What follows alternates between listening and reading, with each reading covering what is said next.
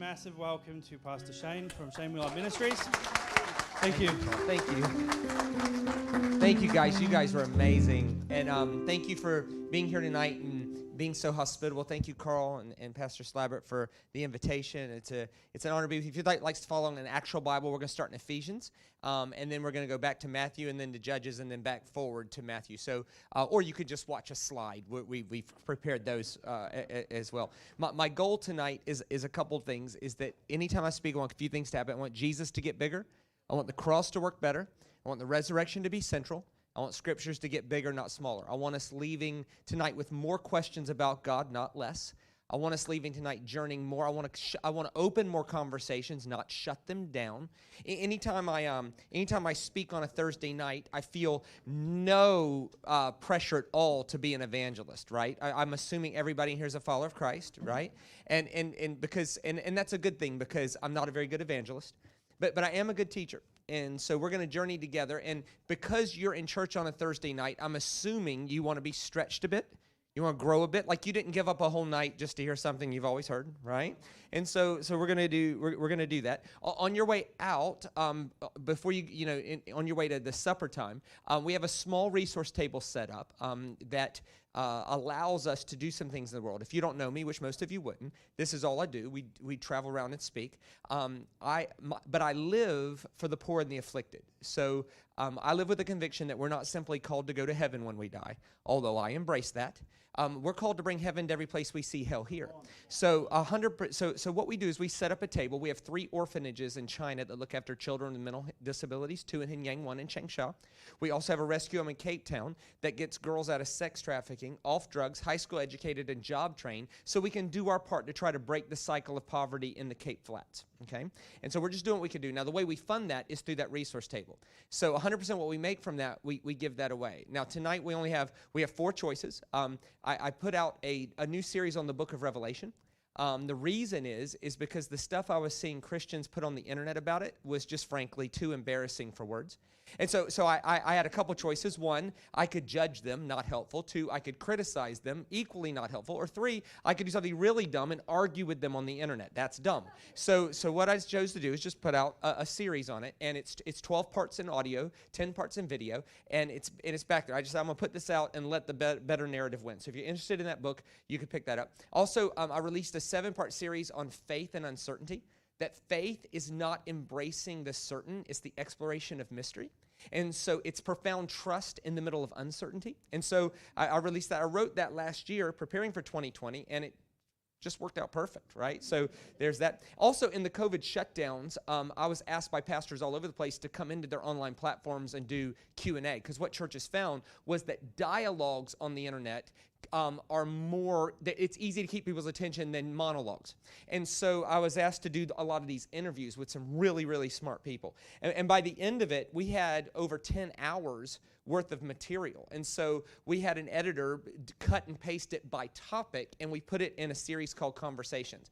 And I mean, I'm talking about everything from the mark of the beast to what does respect look like to men to what does love look like to women. My master's degree is in clinical psychology, so that was actually my field. We did everything from that to church to politics to whatever. And so you can pick those things up. And the reason I say that is that 100% of that it goes to the poor and the afflicted. That's how we do our mission in the world. So all I'm asking you to do is on your way to supper, if you'd let me put something in your hands that would change the way you look at God. And in so doing, you put something in our hands that helps us feed, clothe, shelter, educate mentally handicapped kids. It's a pretty good deal, all right? The only thing I would ask is, because I'm only here one night, is if you know you're going to get something, or if you know you're not going to get something, God bless you, I'll see you next time, okay? But if you know before I leave tonight I'm going to grab something, if you would do that first before you grab your coffee or tea or biscuits or whatever, because we have to tear it down and take it to the next place this weekend. So in other words, after this is over, the order of things is buy first, chat second, okay? So if you could do that for me, that would be awesome. So we're going to buy first, chat second. We'll leave it open for probably, 10 minutes or so. That should be plenty of time, and you could pick those things up. All right, so I want to speak into your conference theme, which is declare. And my thesis is And this is not a right or thesis. Anytime you're talking about something that's truth, I love the way rabbis say it. Rabbis say that any truth is like a 70-faceted diamond, and it depends on how you turn the diamond as to how the light of God refracts through it, okay? And so I'm going to just come from one end. When you have one 35, 40-minute segment, you can't cover everything. You cover one thing. And my thesis is that the best way to declare something oftentimes is not with what we announce, but with how we live.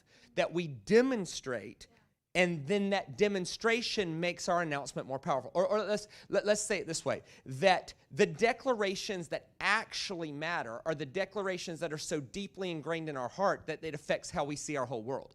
Or maybe we could say it this way, that Jesus is not something to believe in. Jesus is someone to so profoundly connect to that it fundamentally shifts the way we see our whole world. Like when I say, what makes someone a Christian? They go, well, I believe in Jesus. So what? I mean, demons believe in Jesus. What is that? But Jesus, belief in Jesus is a good starting point. But Jesus is not someone to believe in. Jesus is someone to be so profoundly connected to that it fundamentally shifts the way you see everything else that happens in our world. And so I want to explore the cross with us tonight. But I'm not trying to convince you to follow Jesus. I'm trying to reframe what that means for our world. And I want to explore just one meaning. How many meanings are there of the cross? I don't know, 500. I got one, right? So I'm going to just cover one, not at the expense of the others, but we're going to look at one. This is a guy named Paul, and he was trying to explain the impact of seeing the world through the lens of Jesus, the Jesus event on the cross. And here's what he says to a group of people in Ephesus. Here's what he says. If you could bring that first slide up for me. For he himself is our peace, who has made us both one and has broken down in his flesh the dividing wall of hostility by abolishing the law of commandments expressed in ordinances. That is a mouthful.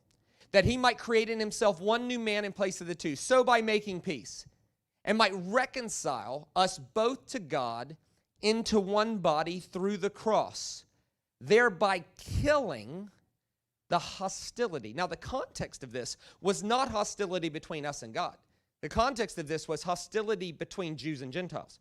It was hostility between our fellow. In other words, to Paul, we should be able to look at the cross and go, how could a guy be treated that unjustly and still keep a countenance of peacemaking, and then be so moved by that we're empowered to keep a disposition of peacemaking? In other words, to Paul, Jesus' people have no room for hostility, for the cross was the end of hostility between each other. Now, this sounds remarkably familiar to something Jesus said, okay?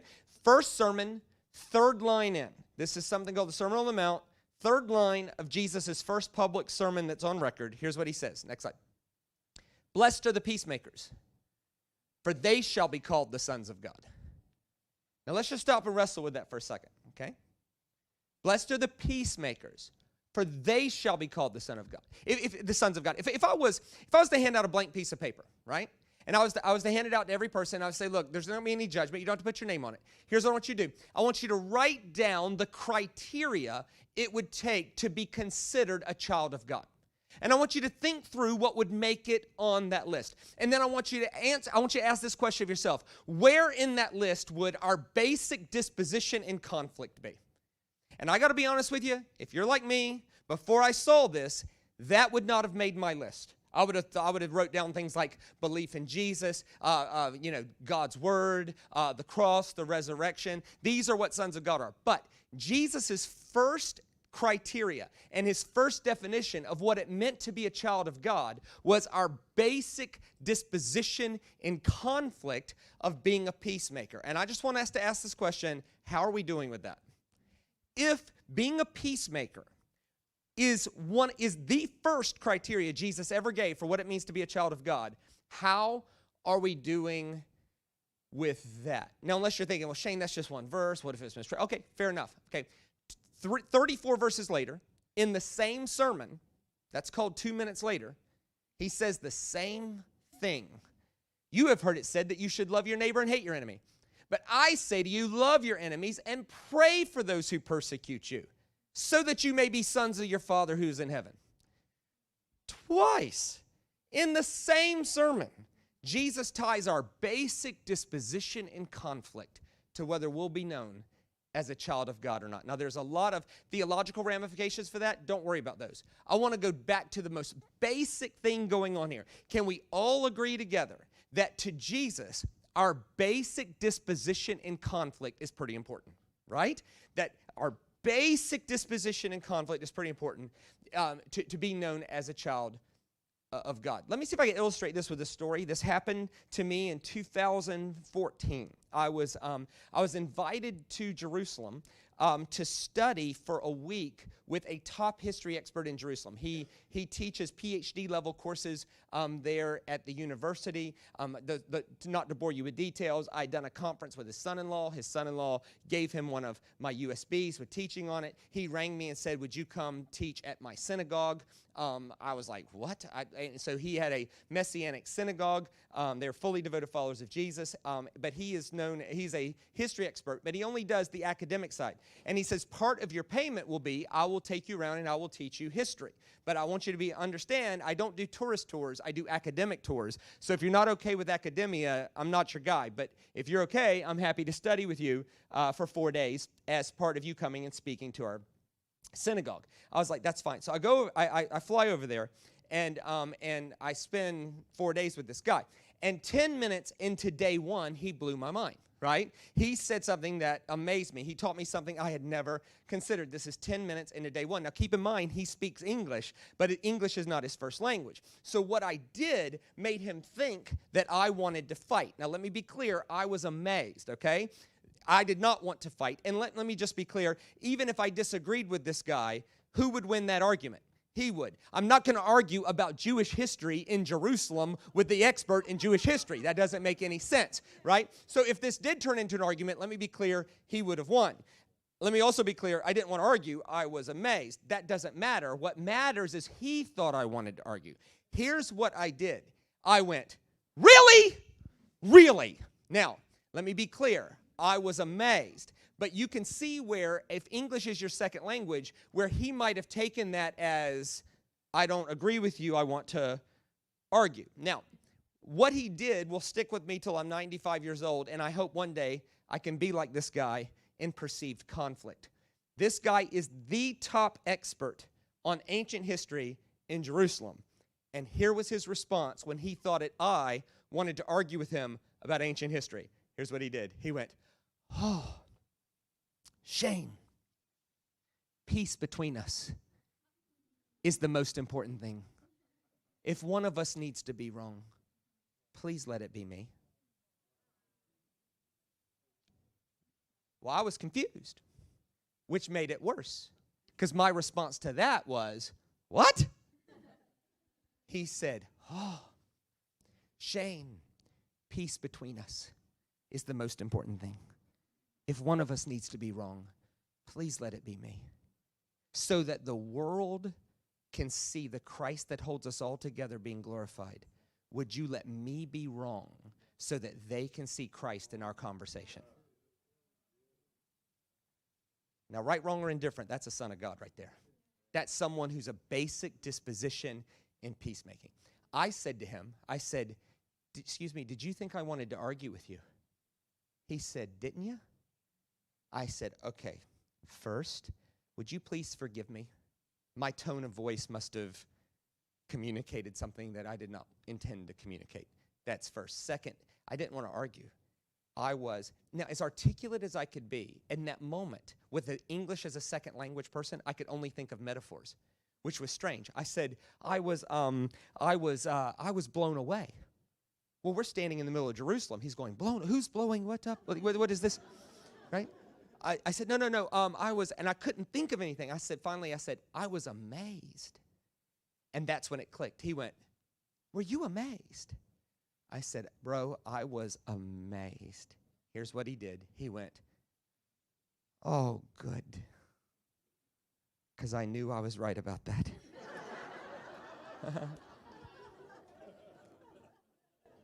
He said, "But seriously, Shane, I don't need to be right about anything more than I would want an outsider looking at our conversation and seeing the Christ that holds us all together."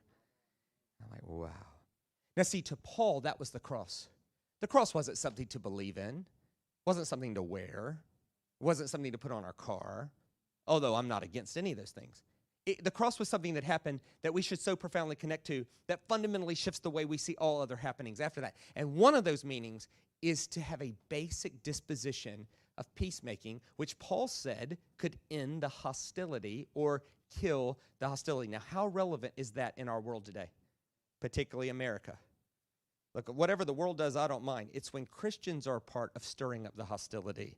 That's a problem. That in the name of the cross, you're stirring up the very thing the cross came to destroy? That doesn't fly. Which leads to a couple questions. One, how does hostility work? If the cross was the end of hostility, we have to define that. Nothing worse than a platitude with no definition. If the cross was the end of hostility, no one would go, no, we need more hostility. What are you talking about? No.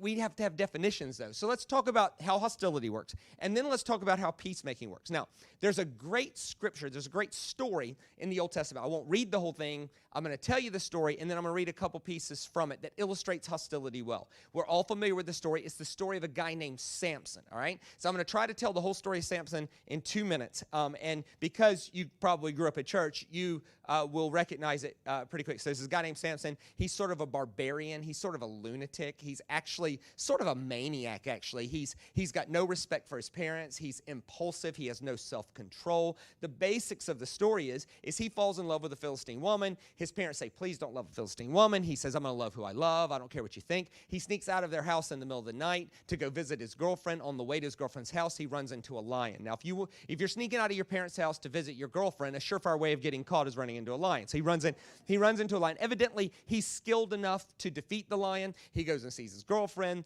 comes back. Later, he does the same thing. Of course, there's no public garbage collection, so the lion's carcass is still in the road, and so he has this encounter with a dead carcass, and he does the most disgusting thing imaginable. He reaches into a dead carcass and pulls out food and eats it, right? Now, this guy is a lunatic. He's a barbarian. He's a maniac. He then goes on to sort of sit with his girlfriend's family. Now, if you could picture this, there's one Israelite and 30 Philistines. At this point, we find out that Samson also has no people skills, right? So he thinks the best way to win friends and influence people is to insult their entire race. So here's what he does. He says, Israelites are so much smarter than Philistines. I bet I can tell you a riddle, and you 30 pea-brain Philistines put together probably can't guess it even if I gave you a week. So here's what we're going to do. I'm going to tell you a riddle. If you 30 pea-brain Philistines put all your combined intelligence together and guess the answer to this riddle, I'll give you a whole week. I'll owe you 30 pieces of clothes. If you can't do that, you owe me 30 pieces of clothes. And so they make this deal. So he says, out of the eater, something to eat. Out of the strong, something sweet. I bet you can't guess. Of course they can't guess. He just made it up off the top of his head off of something only he saw, right? So 7 days go by, and of course, they can't guess. So here's what they do. They get his fiance, and they say, hey, you need to do whatever it is women do to get men to talk when they don't feel like talking. Details omitted. So she goes and does whatever it is women do to get men to talk when they don't feel like talking. He says, all right, I'll tell you, but don't tell nobody. Of course, she doesn't. She tells them. At the very last minute, they guess the answer to the riddle. What's sweeter than honey? What's stronger than a lion? Now, if you're the type that needs a Bible verse for everything, like sometimes people say, what's your life verse? Well, okay, if you need a Bible verse for everything, or if you're looking for a new life verse, here's one. It's a direct quote from the book of Judges. It says, after this, Samson said, if you had not plowed with my heifer, you would have never guessed the answer to the riddle, right? That is such a great scripture, right? Because there's nothing like a good heifer plowing. Anyway, so if you're following along, he now owes them 30 pieces of clothes. Now, instead of admitting he got taken advantage of and going and getting the 30 pieces of clothes, he goes to their distant relatives, kills 30 of their cousins, strips them naked, and brings their clothes back and says, here's the clothes I owe you. This man's a lunatic. He's a barbarian. He's a maniac. He lost a bet, and his basic response was to kill 30 people. Listen, if you lose a bet today and you kill 30 people in response, you're going to prison forever. Back then, they wrote a book about you. The world's getting better. Anyway, so he kills 30 of their family members. He gives them the clothes. They then give his wife away to somebody else. He then responds by tying foxes together and burning their fields down. They then respond by burning the entire family to death at the stake. He then responds by doing something else. They then respond by sending 1,000 people to kill one guy. Massive overkill. He then responds by picking up the jawbone of a donkey and killing all 1,000 of them. They then respond by tricking him with another woman, blinding him, tying him to a donkey's millstone, and making him do the work of a donkey. He then responds by tricking them into tying him to the pillars that hold the whole temple up during a pagan festival, and he pulls the entire building down, and everybody dies. Now, if you're paying attention to the basics of the story, what started out as a joke no one understood has escalated into everybody dying. That's called escalation. Now, if you're here tonight and you're married, you understand how this works. So here's what happens, right? Have you ever, you married people, have you ever had an argument with your spouse that started out with like how to cut a tomato? And before you knew it, you were insulting each other's parents? Right? You're laughing because that all happens to everybody, right? This is how it goes, right? That's not how you cut a tomato. Well, that's how I cut a tomato. That's not how my mom cuts a tomato. Well, I ain't your mama. Well, I wish you cut a tomato like her. Well, I ain't as fat as her. Now it's on, see? That's the nature of escalation and hostility. Now, Paul says the cross is the end of that. Now, the question is, what drives hostility? Now, however you read the Samson story, the one thing that keeps popping up is this one sentence or some variation thereof. And this is true theologically, it's true biblically, it's also true in psychology. If it's truth, it's truth. This is the driving belief behind hostility. Let me show it to you. Next slide. This is the book of Judges, 15. I was so thoroughly sure that you hated her that I gave her to your friend. Isn't her younger sister more attractive? They were swapping. In other words, you didn't want to be a woman back then, okay? Take her instead. And Samson said to them, here it is, this time I have a right to get even with the Philistines. I will really harm them. Premeditated harming somebody, but yet he's right to do it. That's the belief that drives hostility and escalation. He says it again. And Samson said to them, this time I shall be innocent in regard to the Philistines when I do. In other words, I know I'm going to harm them, but that's okay. I'm innocent because they sort of started it. When actually, if you look at the story, did they actually start it? No, he did. This is how hostility works. Hostility works with the belief that I have a right to hurt you, and when I hurt you, I'll be innocent. But Paul says, actually, the cross should end that. Not the cross as a belief. I believe in the cross. But the cross is a fundamental way of seeing the world. The cross is a fundamental way of seeing the world says, you're never innocent if you premeditatedly harm somebody, whether they deserve it or not. Because that starts a hostility cycle. This keeps going. Watch this. Next slide. Then the Philistines said, well, who's done this? And they said, Samson, the son-in-law of the Timnite, because we took his wife and gave her to his companion. And the Philistines came up and burned her and her father with fire. These barbarians. Like, if you've ever had the thought, man, you believe how bad this world's getting, please think again. I mean, is God done redeeming the world? No. Is it better than that? You better believe it. Watch this. And Samson said to them, if this is what you do, I swear I'll be avenged on you. Then after that, I'll quit. In other words, I'm not going to stop till I'm one up. Here's the problem. If I don't stop till I'm one up, and you don't stop till you're one up, everybody dies. Everybody dies. Paul made this incredible insight. He says, actually, people who connect to the cross cannot possibly have the thought that they'll be innocent if they harm somebody. That Jesus on the cross is not something to believe in. Jesus on the cross is like, wait a minute, how can a guy be treated with that much injustice and still love and forgive and keep a basic disposition of peacemaking? And how can we be empowered to do the same as Jesus people? Now, if you're a narrative learner, you would have enjoyed that. If you're a linear learner, you would have got lost. So what I did is for the linear learners, I made another slide on how hostility works for the linear people. Next slide. So 1, there's an offense. Somebody does something. Then 2, there's a dehumanizing the adversary. This time I have a right to get even with you. Then number 3, there's an unwillingness to take responsibility for our part. One thing about this story that is befuddling is no one takes ownership of their stuff. At no point in the story does Samson ever go, my bad. Should have listened to my parents in the first place. I shouldn't have snuck out. You know what? Insulting your intelligence 30-1, my bad. You know what? Losing a bet because you plowed with my heifer and then killing 30 of your family, that was over. Seriously, I shouldn't have done that. You know what? Burning your entire fields down with a bunch of foxes, it ruining your whole thing's economy for a year. You know what? Killing 1,000 people with the jawbone of a donkey when I could have probably just outrun them or hit. Or you know what? My bad. Nobody. Samson doesn't own his stuff. The Philistines don't own their stuff. At no point do you ever see the Philistine go, you know what? Our bet. We shouldn't have taken your wife. You know what? Our bet. We shouldn't have burned people with fire. You know what? Our bet. You know what? Seriously, we shouldn't have sent 1,000 people to kill you. That was overkill. Seriously. Hey, you know what? Our bad. Putting your eyes out with a hot rod. Our fault. Seriously. Nobody owns their stuff because both sides thought they were innocent to hurt the other. This is how hostility works. Then that leads to escalation, of course. There's nowhere else for it to go. If I'm innocent to hurt you and you're innocent to hurt me, nowhere for it to go. Next slide. Then there's holding the other responsible for the escalation. Since you've acted like this, now I'll act like this. This is cute when people are 4. When people are 34, people get hurt. And then there's a failure to learn, which leads to repeating the pattern. Paul says, actually, Jesus people should look at the cross, and it should be the end of that cycle. It should be the end of that cycle. And by the way, that cycle is driven by the belief that I'm innocent if I hurt somebody. Now, that leads me to a couple observations, because when you look at Scripture, you want to ask at least 2 questions. 1, what happened? 2, more importantly, what's happening in me right now because of what happened? Next slide. So the cross wasn't solely about forgiveness and freedom, although we embrace that. We embrace that side of the cross, but it was also the end of hostility. In other words, the cross was a physical manifestation of a new way to live.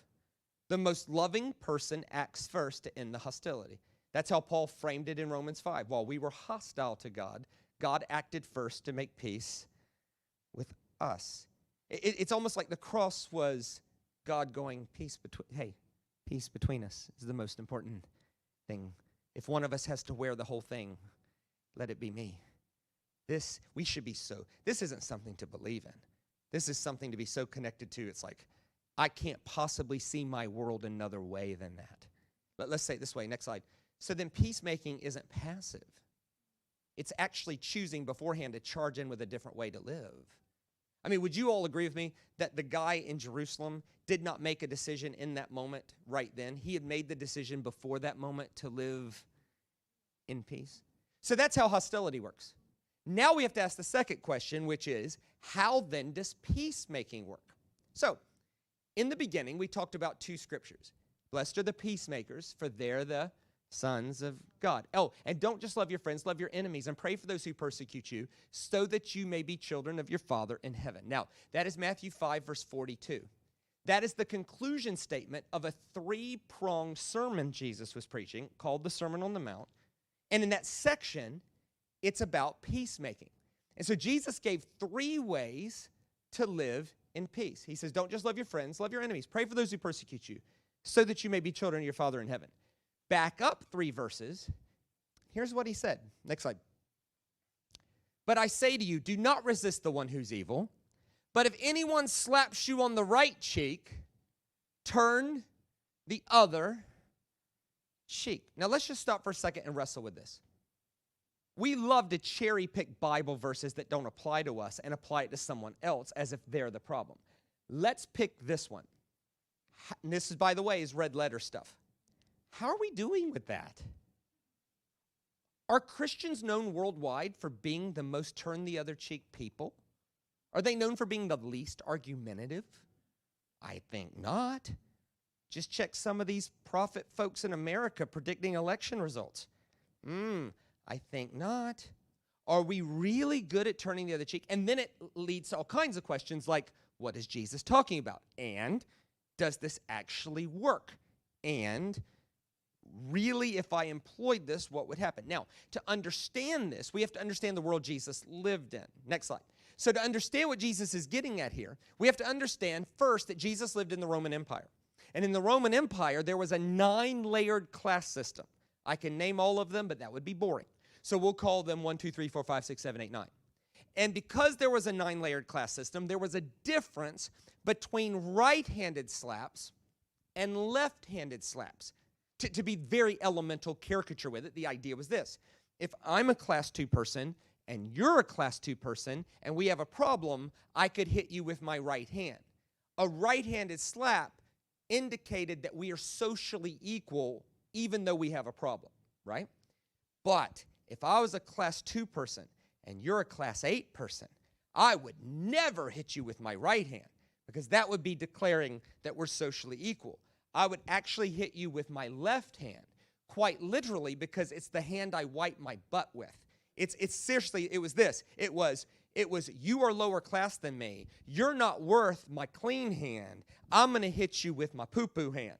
It was literally that, right? It was that sort of base.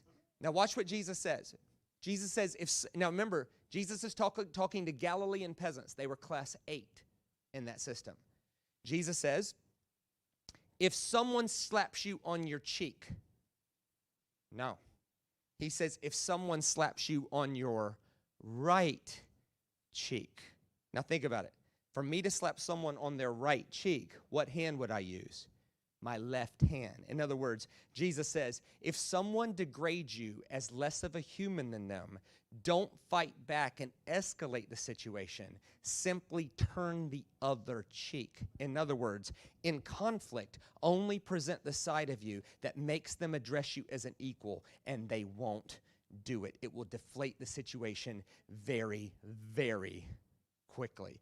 I have heard good-hearted people who meant no harm telling particularly women, they would use this verse to say, hey, if you're being abused, Jesus told us to turn the other cheek. No, there's a word for that. That's actually old theology. It's not new, it's old. And it's not based in Greek or Hebrew, it's based in Latin. The Latin is bullimus crapimus, okay? That is not, I can't think of the English translation of that Latin, bullimus crapimus. You'd have to see bullimus crapimus, I don't know. Anyway, I just know the Latin's bullimus crapimus. So the Jesus actually saying the opposite. He's saying, set your boundaries in a peaceful way. In other words, if we can't start with the idea that we're equal humans, then this conflict can go nowhere good. So until we're there, Jesus says, if you want to be a peacemaker, learn to turn the other cheek. And this is the very next sentence. Watch what he says. Next slide. And if anyone would sue you and take your tunic, let him have your cloak as well.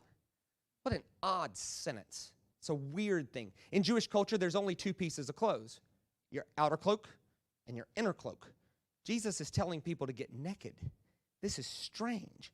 What's he talking about? Now, to understand the first one, we have to understand Roman class systems. To understand the second one, we got to understand Deuteronomy law. Next slide. So in Deuteronomy, if someone sued you and you couldn't pay, you could give them your tunic as a promise. It was a way of eliminating debtors' prisons in Jewish culture. There was no such thing as a debtor's prison in Jewish culture, because what good does that do? So here's what would happen. If I owed Carl money and Carl called me out in front of everybody, there was a way that I could acknowledge in front of witnesses, yes, I owe you money and I intend to pay, but I just can't pay right now. And I could give you my outer garment as a pledge. I would give you this as a pledge. Now, to understand this, you've got to understand a little bit of history. Jesus is living in the Galilean region in the Roman occupation. According to some historical estimates, the Galilean peasants were paying 87% taxes, 50% of their fish, 30% of their grain, 12.5% to Caesar just for the divine privilege of having the Son of God, which is what they said Caesar was, rule you. You had the Roman roads tax, the temple tax, and the dodginess of the tax collectors. These people were losing their family land that had been in their family since the book of Joshua. And this was empowered by a group of people in Jerusalem called the Roman Sympathizers. The Roman Sympathizers were the Jewish cohort that was sympathetic to the Roman occupation, and they were profiteering off the Roman occupation by being paid backdoor from the Roman Empire. And this is what they were doing. Even though they were already profiteering, they were suing their Jewish brothers and sisters for money they knew they couldn't pay, and they were literally taking the shirt off their back. Jesus says, if you can't pay, don't just give them your tunic. Just get naked. Why? Next slide. See, in Hebrew culture, being naked is not shameful, but seeing nakedness is. So the person being sued is placing all of his shame on the other while remaining peaceful. The idea is, what kind of person would take both clothes? The idea, if I could put today's language on it, it's you don't confront greed with confrontation. You confront greed with uber generosity. And the uber generosity confronts the greed itself. It's sort of like this. If you were at a meal, if you and a friend were out to dinner, and the waiter or the waitress come by and said, "How are we doing the bill?" And if one person says, "Split it up," and the other person simultaneously says, "I'll take the whole thing," what's going to happen? They're both going to argue about who is actually going to take the bill. But the greedy person has already played their cards face up. They have no intention of paying the bill. But the generosity of the generous man has confronted the greed in the heart of the greedy man. The best way you confront greed is with uber generosity. How do we make peace? We turn the other cheek. We give our tunic and our cloak. In other words, we confront greed with generosity. This is the next sentence. Watch what he says. Next slide. And if anyone forces you to go 1 mile, go with him too. That's an odd sentence. Force. Who forces someone to go a mile? Was there like some first century personal trainers, right? Come on, Willard, 1 more mile, right? We got to get that body in shape, right? Like what's going on there? Well, to understand the first one, we got to understand Roman class systems. Understand the second one, we got to understand Deuteronomy law. To understand the third, we got to understand Roman military law. So the Roman military occupied the Galilean region. And Roman military people were allowed to do certain things and not allowed to do others. For instance, they could rape any woman they wanted in the Galilean region because they were class 8 with no judicial right at all. They were allowed to do that. If you were deemed to be treasonous, they could nail you to crosses. Okay? They were allowed to do that. There were certain things they were allowed to do, certain things they weren't allowed to do. One of the things they were allowed to do was they were allowed to force Galilean peasants to carry their pack 1 mile. So if I've got a 3-mile walk today, I've got a 32-kilogram pack that I got to carry. I'm not carrying it myself. I'm surrounded by a bunch of class 8 lowlifes. I'm not carrying it. You're carrying it. And then you're going to go 1 mile, and you're going to go the next mile, and you're going to go the next mile, because I'm not carrying it myself. And this is what Roman military law said, that as a Roman military soldier, I could make any Galilean peasant carry my pack 1 mile, but I could never make them go more than a mile, or I would be court-martialed a day's wage. The reason is that if I keep you out carrying my pack, you can't go back to work in order to make money so you could pay more taxes, which ironically funded the military occupation, right? So Jesus says, the next time a Roman military person makes you carry their pack 1 mile, at the 1 mile mark, just take off and go 2. And you'll have a Roman soldier chasing you down, trying to get you to stop. In other words, if you want to stop being oppressed, get a little reputation for being crazy, uber generous, and they will leave you alone. Jesus says, here's what a peacemaker looks like. If someone slaps you on the right cheek, turn the other one. If someone's going to take your tunic, give him your cloak as well. And if someone forces you to go 1 mile, just go 2. And remember, don't just love your friends, love your enemies. Pray for those who persecute you, so that you may be children of your Father in heaven. That's hostility, and that's peacemaking. Paul said if Jesus people are cross people, and cross people are end of hostility people. In other words, there's no room for the belief I'm innocent to hurt somebody. There's one last story from Jesus' life I think illustrates this whole sermon well. I try to always pick something that encapsulates everything in about 3 minutes. And so, because it makes things easy to remember. So there's this one story. It's a weird story. It goes something like this. Jesus is, everybody walks from everywhere. They have the biggest meal of the whole year called Passover. It's a 4-hour meal with 4 glasses of wine. So if you're paying attention, people walked miles, ate a 4-hour meal with 4 glasses of wine, and Jesus chooses this moment to have a prayer meeting, which is questionable in judgment. He's irritated because the people can't stay awake. He calls them out on it. He's like, can you not stay awake? They're like, what are you doing? We walked all day. We ate a huge meal, drank 4 glasses of wine. Is this really the right time to have a prayer meeting? He's like, I'm sweating blood here, bro. Can you stay awake? And in the middle of all this, there is a high priest in training named Malchus. Malchus is leading a platoon of Roman soldiers at midnight to arrest this very popular rabbi because they got to get this done before everybody wakes up from their Passover thing because he's too popular. It would be causing a riot. But if they wake up and he's already on the cross, there's not much anybody can do. And so Malchus is leading the charge to get this guy arrested. He's a high priest in training. And it says that one of Jesus' disciples cuts off the guy's ear, which is so strange. Like, it leads to all kinds of questions like, was it legal to cut off a man's ear in the first century? This guy cuts off a guy's ear in front of the police and nobody arrests him. They're on their way to have a trial for somebody else. He physically assaults a guy, cuts off his ear, and they don't arrest him. Their basic response is, oh, these crazy Jews, right? And here's another thing, right? I've asked this question all over the world. Which of Jesus' disciples cut off the man's ear? And everybody quickly says, Peter. Like, how do we know that? Like, is it, like, really? Matthew just says a certain companion of Jesus. Mark says one of Jesus' friends. Luke says one of Jesus' disciples. I mean, now Peter had a reputation for doing crazy things like fishing naked, but nonetheless, it's reasonable to think it's Peter, but actually Matthew, Mark, Luke, how do we know it's Peter? Well, we know it's Peter because John said Peter did it. Okay, right? So like Matthew, Mark, and Luke are like, let's keep this on the down low, shall we? John's like, nope, throw him under the bus. Peter did it, right? Now the question is what was going on here? Let me see if I can explain this in less than 60 seconds. In the first century, there was a rift between the priests and the Pharisees. Here's the basics of it. To be a Pharisee, you had to go through 30 years of training, and at any point you could be disqualified to your family trade. 30 years. To be a priest, you had to be born. That's it. The only qualification. So there was tension between people who had to earn their way in life and people who were seen to be born with a silver spoon in their mouth, right? Because that's not relevant today at all, right? And so you had this tension between them. Here's the problem. To disqualify a Pharisee was easy. To disqualify a priest, what do you do? If the only qualification is to be born, what do you do? And what do you do if a righteous priest gives birth to a wicked son who has the priestly rights just by birth? You don't want a wicked guy representing you to God, right? So here's what they did. They picked an obscure law, a really obscure law from Leviticus 21 to use to disqualify priest. This is straight copy and pasted from the NIV. I haven't changed one word. Next slide. Yeah, next one. For no one who has a blemish shall draw near. A man blind or lame, or one who has a mutilated face. I don't even know how you lived back then.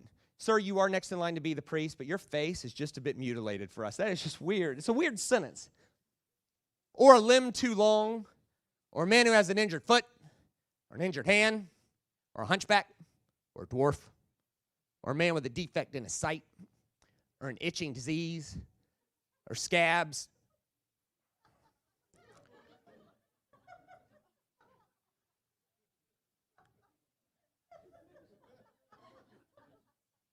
And you thought the Bible was boring. Crushed testicles. Which leads me to this question. Was that actually a problem? What kind of world was this? Imagine that. Hey, Bill, you look a bit depressed. I am. What happened? I ticked these 4 guys off, and they held me down, and they took 2 bricks, and they crushed my testicles. You know what the worst part about that is? What, Bill? I can't be a priest anymore. Hey, right? Like, would you agree with me that if 4 guys crushed your testicles, your last concern would be, can I be a priest? It'd be, where do I go to die? That's first. Second, would you agree with me that there's never been a more awkward job in the history of the world than the priestly inspector? Imagine that. That face, not mutilated limbs. Any scabs? I don't know about. There's just one more check. We got to check. It's going to be awkward for me and you. It's just a strange sort of thing. Next slide. No man of the offspring of Aaron the priest who has a blemish shall come near to offer the Lord's food offering. Since he has a blemish, he can't come near. Now, here's what they did. In the first century, if they deemed you a priest that needed to be disqualified, they gave you a blemish. Now, they skipped some of the bad ones. But here's what they would do. You can read about this in some first century history, but what they would do is they would mangle your ear. In I could define that, they would hold you down, they would pierce your ear and pull. Now that would hurt, you would get over it, but it would leave you with a very public, visible, forked earlobe, basically. See, the reason it was legal was because this guy was the next high priest. And what Peter's doing is he's disqualifying him. Essentially, he's saying, you are fixing to kill the real temple, therefore you have no right to serve in the temple made with the hands of men. And I'm going to make sure, you're going to kill our guy, fine, but I'll make sure you never serve ever. See, my Sunday school teacher taught me that he was trying to cut his head off and missed. Well, with all respect, that doesn't make any sense. Like if I'm trying to cut someone's head off and I hit them in their ear hole, that's called a direct hit, right? Actually, what's more than likely is that Peter snuck up behind him and just flicked his ear off. None of that matters as much as Jesus' response. So Jesus is on his way to be tortured and killed. He's so stressed, he's sweating blood. And in that moment of severe injustice, what does he do? He reaches down and takes the time to heal the man's ear. Now that is a Jesus person. How are we doing with that? See, this is why no message that says, if you don't do it, Jesus is going to get you for that. That is not the message of Jesus. I don't care if there's a 25-foot cross on top of the building. That is not Jesus. This guy led the charge to kill Jesus, and he still took time to put him first, put his ear back on, and restore him back to the temple. Now, why do I bring this up? It's because the Church of Jesus Christ should be ear repairers, never ear cutters. Which leads me to this question. In the last 2 weeks, have you Googled somebody to find information on a reason to disqualify them? Where have we tried to find something to take someone's ear off when actually we should be the place where people come to get their ear put back on? And this is why this matters. Because this weekend, there's going to be people come to this church with their ear in their hand. And they don't know how to ask the question. Somebody's told them they're disqualified. And this should be the place of fresh starts, second chances, clean slates, and the opportunity to write a better story. We should be ear repairers and never ear cutters. And if you ever wondered the kind of peacemaker, or you might be thinking, well, how far do you go with this? Well, this guy was leading the charge to kill Jesus, and Jesus still had a disposition of peacemaking. One of the best ways to declare the kingdom of God is amongst us, is that we make sure how we live looks like peacemakers. Now, good sermons are not meant to be agreed with, nor disagreed with. They're meant to be wrestled with. Like if your only thought is, I love this, I agree with you, I'm glad, but you've missed the point. Or if your thought is, I hate this, I disagree with you, you also have missed the point. Plus, I'd like to know, I wouldn't want to know your logic on why we need more hostility. But great sermons are not meant to be agreed or disagreed with. They're meant to make us wrestle and think and change our lives. So the best way to do this is with some questions. Let's ask a few questions. Next slide. Have we received the cross that forgives us while rejecting the cross that ends hostility? In other words, where have we wanted mercy for ourselves but justice for everybody else? God forgive me, God forgive me, God forgive me, God get them. What? No. Where have we received the cross that saves us, but we've neglected the cross that demands us to live in a way that ends hostility? Or maybe we say it this way, is there any place that we're escalating violence right now? Have you ever made a comment on someone's Facebook thread, and as soon as you hit send or post, you immediately regretted it because you knew it was going to escalate it? Or maybe you're married right now, and that thing is escalating, and you know it's escalating, and somebody's got to act first to make peace. Let's say it this way, where do we need to act first to be a peacemaker? Somebody's husband or wife or coworker, somebody's got to be the one that goes, hey, somebody's got to be the most mature one to say, hey, this is going nowhere good. Maybe we say it this way, next slide. Whose ear do we need to repair? Is there anyone we've taken their ear off and it's probably time to put it back on? Maybe there's someone who used to come here and they don't come here anymore because they did something that is perceived as messing up, you know.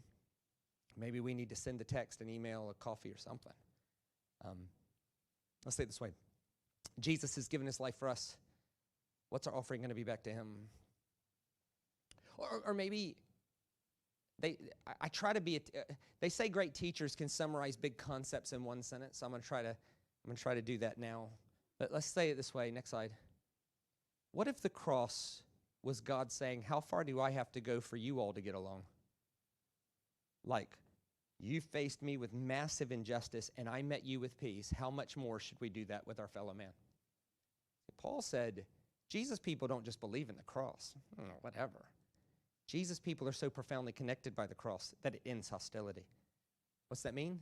It means we can never have the thought that I'm innocent to hurt somebody, but should always look for a way for peacemaking. I hope that Jesus got bigger for you tonight. The cross worked better. The resurrection is central, and Scripture's got bigger, not smaller. I hope you learned something tonight. I hope you stretch and grow and wrestle. I went 4 minutes over my allotted time. I hope you weren't bored, and I hope you're okay. But if not, peace between us is the most important thing. Thanks, everybody. Grace and peace.